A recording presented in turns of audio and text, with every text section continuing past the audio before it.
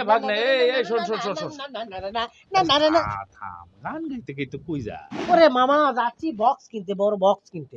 Box দিয়ে কি করবি ওরে বক্স দিয়ে কি করবে মানে বক্স দিয়ে গান বাজাবো, আমার গান হচ্ছে না তো। বক্স তো তোর থাকি আবার এর সাথে বক্স বুঝলাম ও না, ওই বক্সের পাশাপাশি আমি চিন্তা করছি আসার সময় একটা কোরআন শরীফ কিনে নিয়েও চলে আসবো। কোরআন শরীফ আবার বক্স আস্তাগফিরুল্লাহ এর সাথে কার সাথে কি মিলে আছে রে বাবা আরে বাবা রে, বক্স দিয়ে গান বাজবে আর কোরআন শরীফ পড়বে, তোমার ভাগ নেবো।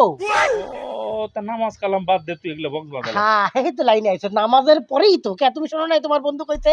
ফৌজু পাগলা কি কইছে ও কইছে না, ফজরের পর, ফজরের নামাজ পর। আরে তোর কথা বিশ্বাস নাই দেখি শোনা তো দেখো বাঙালি জাতি তোমাদেরকে আমি হাত জোর করে অনুরোধ করি, ঘুম থেকে উঠে ফজরের যখন আসসালাতু খায়রুম মিনান নাওম আযান পড়বে, তখন তুমি নামাজে যাও, কোরআন শরীফ পড়ো, তারপরে ঘরের মধ্যে মুক্তিযুদ্ধের গানটা বাজাও। তীরহারা এই ঢেউ সাগর পাড়ি দিব রে। আরে এই লোকটার সমস্ত তার ছিঁড়ে গেছে, আর কোনো অভিভাবক নাই রে অবশ্য এর দোষ কি? সমস্ত দোষ এই পাবনা পাগলাগারদের দারোয়ানের। কিসের জন্য এইরকম একটা অসুস্থ পাগলাকে ছেড়ে দিল আগেই চিকিৎসা শেষ না হতেই? আমি এটাই বুঝি না। ওই দারোয়ানের বিরুদ্ধে মামলা হওয়া দরকার। আরে দারোয়ানের বিরুদ্ধে মামলা, ওর বিরুদ্ধে মামলা কি করবি? এখন তো পুরো দেখতেছে কি খুজুময় হয়ে আছে। এই পাগলার তো থামান যাবে না রে। এই পাগলার কি হবে রে? আহা